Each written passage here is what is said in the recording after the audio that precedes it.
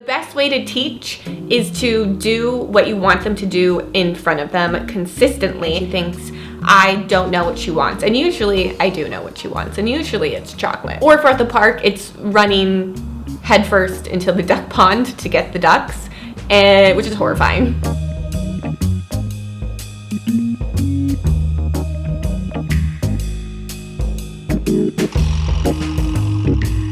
I thought I would move us into the nursery. Do you still call it a nursery once there's a toddler bed involved? I don't know. Hopefully the setup is good. I rarely film in here because normally I have my daughter, and yeah, that would be a hot mess. But I don't have her today, so we can really get into the nitty-gritty, answer all of the toddler questions. I get these in my DMs all the time, so I kind of wanted to answer them all in one area. Before we do hop in, I do want to give a special shout out and thank you to today's sponsor, Boll & Branch. They make luxury bedding, towels, duvets, anything you can think of, and it's all sustainably sourced, ethically made, 100% cotton.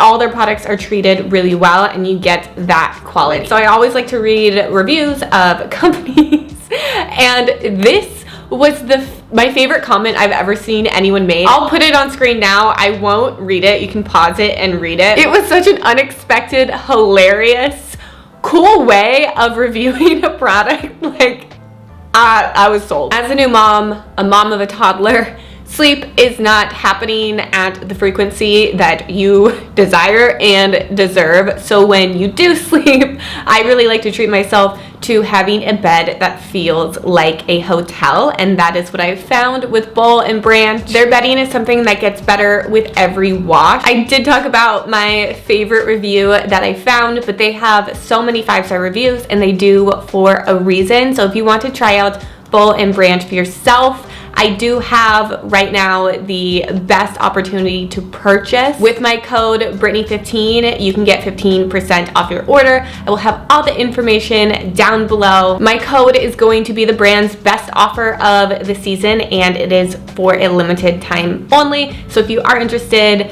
now is the moment. Let's hop into all of the toddler sleep, mealtime tips, transition, schedule, routine questions. There's a lot. Let's get started. The biggest question I have been receiving since I mentioned our toddler bed switch, how I knew, how I did it, any tips that I have, and so I want to cover that. First off, the why I decided to transition. My daughter is currently about to be 20 months old, and I really thought I was going to wait until the 2-year mark. I think it's between 18 months to 24 months that people typically will make the crib to toddler bed transition. I was so nervous about the transition.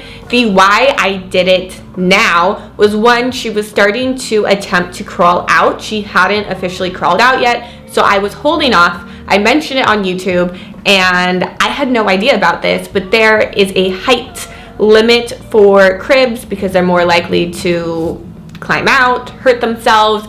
I think it's a blanket statement on all cribs. I know some people couldn't find their height requirement for their certain crib. It's 35 inches, which is 3 feet. My daughter is very tall and 35 inches already. That was the final push for me to make the conversion. The bed that I did end up doing is actually her crib. It is a West Elm and Pottery Barn Kids collaboration, and I did go with that crib because you could get, I think it was $80 extra, but the toddler bed extension, so the top piece just came off, and then I was able to just put on these railings. And I do think it helped with the transition because she was already familiar with her crib, and we've done the transition for a whole week, and she's never attempted to get out, which completely blows my mind. She'll just sit up when she wakes up, and I'll watch the monitor. I'll come out and get her. Once I was on the toilet, and so I couldn't get her immediately, and she just sat there and waited for me. So I don't think it's going to go perfectly all the time for us like that. I think that has helped our experience is instead of getting a whole new bed, we just did the conversion. If I had not gone this route initially, I probably would have ended up doing a Montessori bed just because the falling out does scare me. So a Montessori bed is going to be straight to the floor. A lot of times if you want to make it minimalistic, you can just do a mattress on the floor, and I don't know, I would feel very safe with that. But because I already had this, I went this route. I do think there could be benefits to either one of them. The other thing I did do to prep for the transition, I didn't know quite when I was gonna do it, but a month beforehand, my daughter did have a cold. She was very, very sick. She was in a sleep sack up until then, and she was, you know, with the fever, sweating. I didn't want to trap her in the sleep sack even though I was right there. Spur of the moment, I went with the transition from sleep sack to toddler pillow and blanket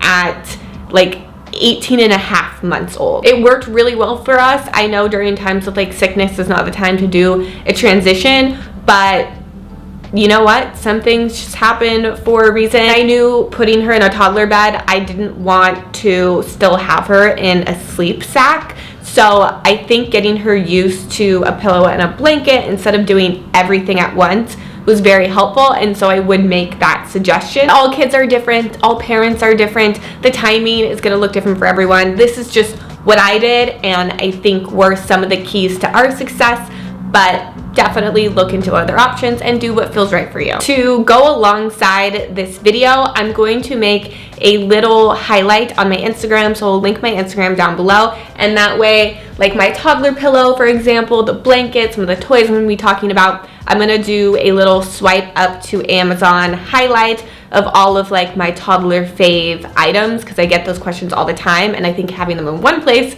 is going to be the best course of action. So if you want to know where anything is from or what I'm using, definitely check out that highlight. Next question I get all the time is my daughter's sleep schedule, routine, what a day looks like for us. So not every day is exactly the same except for meals and sleep time. So the activities in which we do a toddler gym class, we do the park, those kind of range. But for the most part, she wakes up herself between like 6:50 and 7:30, but normally 7:15. This has been a routine since about 18 months, and so if you're before that, don't stress. We were getting those 5 a.m. consistent wake ups, middle of the night wake ups. This schedule will come for you one day, I promise. We start out our morning with a applesauce pouch because I have to quickly get my dog ready. We go on a walk, and if she doesn't eat something immediately, she does not have fun on our walk, then I don't have fun on our walk, and our dog doesn't have fun on the walk. So we do a pouch to just kick it off. It's her version of coffee. Once we get back, I start prepping breakfast. I try to have this be something quick to do. So breakfast is normally between 7:45 to 8 a.m. depending on when she woke up. Now between 8 a.m. to 12 to 12:30 is going to be her first wake window, and I find doing activity outside, whether it be the gym or the park, a key to success. It does vary, but typically we do something like that. Even just going to Target or something, just getting out of the house is good for both of us. I usually have us back by around 11:30, and that is when I will do lunch. And there is sometimes, usually always, a snack in between breakfast and lunch. So lunch, depending on if I'm cooking something or just doing an easy prep, it's between 11:30 to noon. A nap can be between noon and 1 or noon to 2:30. When she wakes up, I do, again, a pouch. I love pouches. Then we usually do some kind of activity at home, and depending on how I feel, I'll do something simple like a walk with our dog around the block, or we do live close to family, so maybe I'll stop by for an hour so she can kind of socialize or run errands. I'm usually tired at this point, so that's why I like to do the park or the gym early on so I can be kind of active. We do dinner between 5:30 and 6 o'clock. Our bath routine, lotion, diaper, take our dog on a walk. And this probably, I'm gonna receive some judgment, but we do a movie before bed, and I know a lot of people say don't do screen time before bed.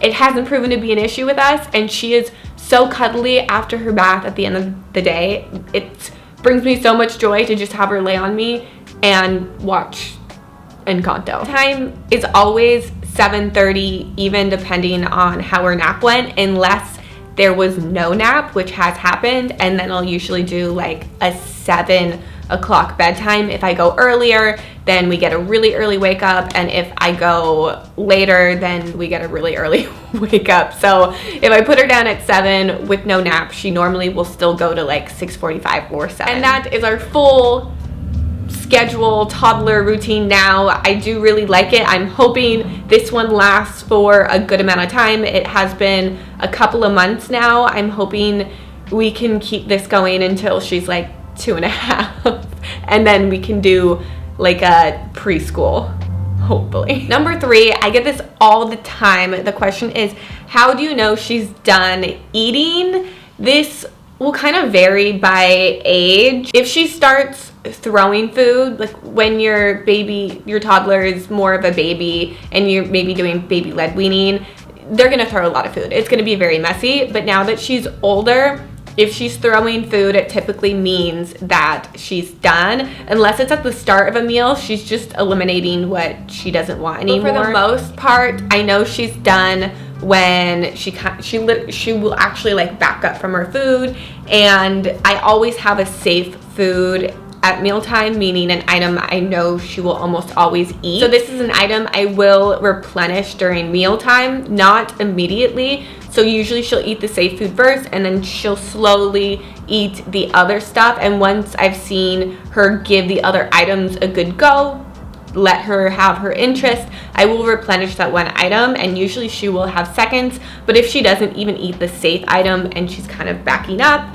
maybe she usually throws her drink off the table when she's done, and she'll even, sometimes do this. She's not very verbal yet, and so these are the cues I usually take. And I don't want you to stress if a lot of the meal wasn't eaten, because it'll come and go. You don't have to worry. Not every meal has to be finished or tried. Number 4, how did you get started on starting solids? I do have a video totally in depth about my experience with baby-led weaning and all of my tips and resources that I really, really loved. I will link that down below, or maybe I can even put it here. Number 5, do you plan and prep meals? I share 80% of my toddler meals on my Instagram. I do have a highlight for like her meals from 6 months to 6 months to a year, and then a year plus, because there are some different foods you have to avoid or introduce at certain times. With doing this, I always get this question of, how do I plan? How do I shop? What do I do?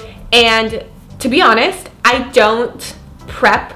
I don't plan meals. I do my grocery shopping and Sunday for the week. And I do save some meal ideas on Instagram or TikTok, but for the most part, when I shop, I just kind of think like what sounds good, or what are, our staple basics. Like we always do quesadillas and oatmeal and waffles and rice with chili, chicken. I do have my go-to items that I get, but I'll kind of just scroll and I'll try to add one new meal I haven't tried a week. I really don't try to overwhelm myself with this. I do also have the typical fruits that I buy. I always buy bananas, blueberries, blackberries, because those are her fave. And then I will rotate different fruits. Like I'll try to get 2 different ones a week. So grapes and kiwi, or oranges and apples. But I always do berries because my daughter's just obsessed. So this will look different for everyone else. But yeah, I always try to get a couple different things, our staples, and go with the flow. Number 6, how do I get my daughter to eat veggies? My answer for literally like how do you get your daughter to use utensils? How veggies, brush their teeth. It's going to be the same answer for all of these, and it is to have your child mimic you. The best way to teach is to do what you want them to do in front of them consistently, and offer whatever you're doing and have no pressure to it. Because I found adding pressure, trying to oversell an item or push it upon a baby toddler, they're gonna want to go the other way. But they also want to be like you, and they want to copy you, and they want to learn. So no pressure, using utensils in front of them, eating the veggies, they'll be inspired. They'll do it, I promise. But don't be hard on yourself. As an adult, I don't like all veggies, so your kid might not like all veggies. All you can do is offer different types of food to them and, you know, be consistent even if they show they don't like that. Always have a safe food, and you're doing your best. Number 7, how do you cook and clean with a toddler? You know, that it can be tricky. You're like, I'm trying to make the house livable and feed you, and yet I can't do it. The key to this, again, is the whole mimic thing. So if I'm doing the dishes, I do have a toddler tower so she can get up and help me with the dishes, but sometimes I just need to power through it. I have some knives. I don't really want her involved. I will give her like a clean sponge and a little bowl. She can clean it herself. Or if I'm cooking, I, you know, will give her something that makes her feel like she's cooking, like a ladle or something with an empty bowl, maybe full of water. Trust me, I know it's stressful when you're trying to get like basic household things done and keep the house at like an okay functioning level, and you're having trouble doing that. It can be frustrating. So the best thing I tell myself is just to remember that your toddler just wants to be involved. Like, they think you're so cool. They want to be doing what you're doing. Number 8, favorite baby lotion, favorite bath products. I have tried almost everything on the market, and I do like a lot of different ones, but the ones I always go back to are the Tubby Todd products. I just really like them. Their lotion seems to be a little bit thicker than other lotions I've tried, and my daughter does have dry skin, so that's kind of been our go-to. There were a lot of questions about what am I doing for discipline? What do I do with toddler tantrums? We're getting closer to the terrible twos, but from what I've read and what I've seen, that starts a lot earlier, and it's really just, I feel like, a combination of things. Your baby is becoming more aware of the world, they're testing their limits, and they also don't have a ton of communication skills at this point, which could be really frustrating. And so that's what I try to remember when these tantrums do happen. My plan of attack or discipline, I wouldn't even call it discipline, but when these big feelings are happening, I try to remember that usually she's feeling misunderstood. Like, she doesn't know how to communicate, and she thinks I don't know what she wants. And usually I do know what she wants, and usually it's chocolate. Or if we're at the park, it's running headfirst into the duck pond to get the ducks, which is horrifying. I make it a point of letting her know that I understand, I use my words, of what she wants. I realize that when the big feelings are happening, it's not a time to teach her about why. It's really just being there for her, getting down to her level, saying I understand her, being calm myself, and kind of letting her experience this emotion and self-regulate it in a safe space. I will try to pivot her attention to other activities, and it can be simple. If she's trying to go head first into the duck pond, I say, do you want to walk with me over to the park, or do you want to have me carry you? It might take a second, and I might need to repeat myself, but she will make a choice, and she will calm down. The tantrum will end, and then once, you know, she's distracted, I will explain to her why that didn't work and how it could be better handled next time.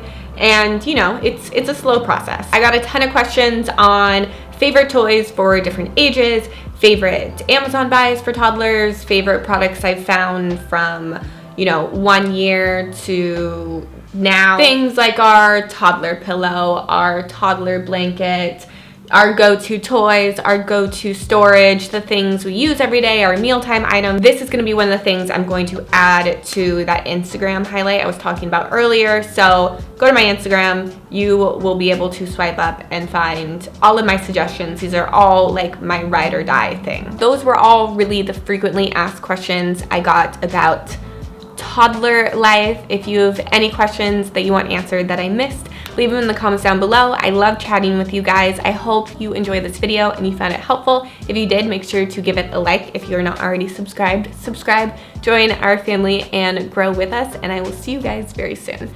Bye!